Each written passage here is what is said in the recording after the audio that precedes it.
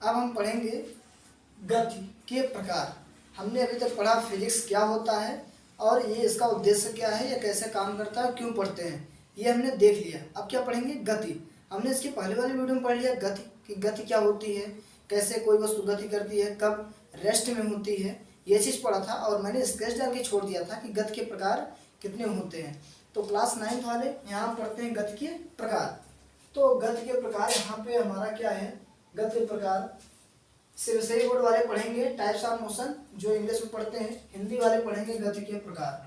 तो गति के प्रकार वैसे बहुत होते हैं, गति के प्रकार कई प्रकार के होते हैं, लेकिन क्लास 9th वाले इसमें सिर्फ आपको गति बताया गया और गति के प्रकार नॉर्मल आप जान लो, इसलिए इसमें 3 ही प्रकार का दिया है।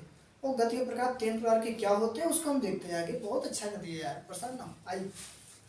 तो गति के प्रकार हमारा टाइप्स ऑफ मोशन, पहला है सरल रेखीगत जिसे हम बोलते हैं लीनियर मोशन, हमने जो है बता रखा है इसके पहले। और सरल रेखीगत किसे कहते हैं? तो सरल रेखीगत किसे कहते हैं हमें पता नहीं होता, आओ हम देखते हैं। जब कोई वस्तु सीधी रेखा में गति करे, जब कोई वस्तु सीधी रेखा में गति करे उसे हम बोलते हैं सरल रेखीय गति। सरल रेखीय गति सीधी रेखा में गति करने का मतलब क्या है? जैसे मान लो ये जमीन है, क्या है? जमीन। यहाँ कोई आदमी खड़ा है, कौन खड़ा है? आदमी। यहाँ से कोई गेंद छोड़ा, ये क्या है? गेंद।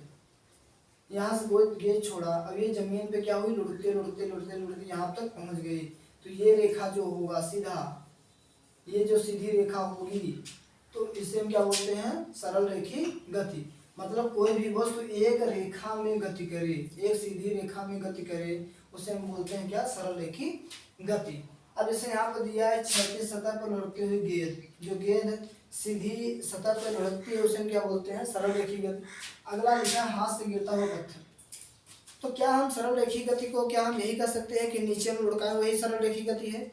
नहीं, हम ऊपर से भी कोई वस्तु छोड़ सकते हैं नीचे की तरफ। अगर कोई वस्तु ऊपर से छोड़ती है नीचे की तरफ आती है, ये भी हमारी क्या कहलाती है? सरल रेखीय गति, क्योंकि ये जब भी गति करता है ये सीधी रेखा में गति करता है।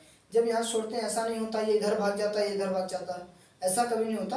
वो क्या करता है? सीधी रेखा में ही गति करती है, इसलिए हम क्या बोलते हैं इसको? सरल रेखीय गति। तो आपको समझ आ गया होगा सरल रेखीय गति क्या होती है।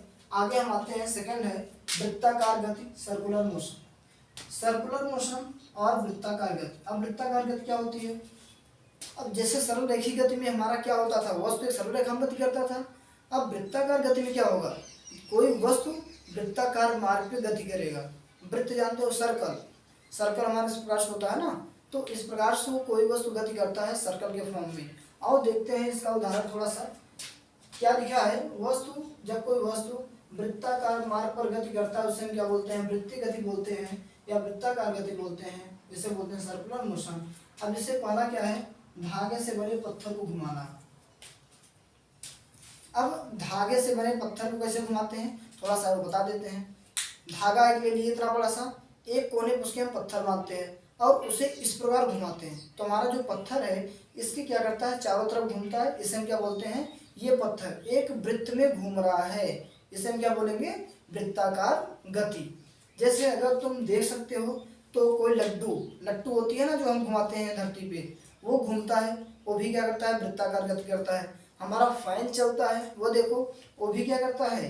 वृत्ताकार गति करता है। तो हमारे जितने भी सर्कल में गति करते हैं उसे हम क्या बोलते हैं? वृत्ताकार गति। तो आपको ये भी समझ आ गया होगा कि सर्कुलर मोशन क्या होते हैं और सरल रेखीय गति लीनियर मोशन क्या होते हैं। और थर्ड हम आते हैं दोलनीय गति। दोलनीय गति वैसे समझ नहीं आता, फिर भी इंग्लिश में जान लो ओसिलेटरी मोशन।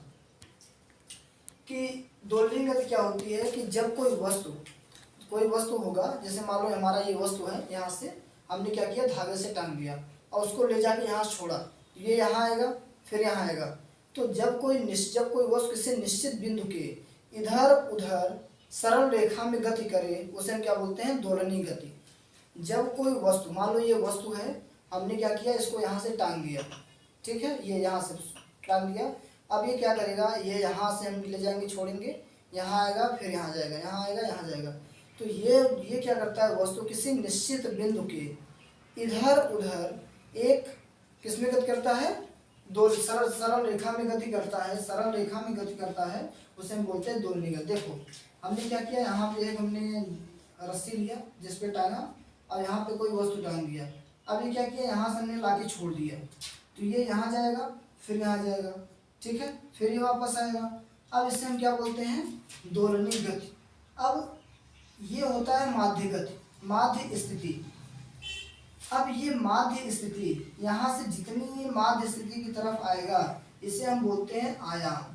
क्या बोलते हैं, आयाम। देखो लिखा है माध्य स्थिति की ओर अधिकतम विस्थापन। तो माध्य स्थिति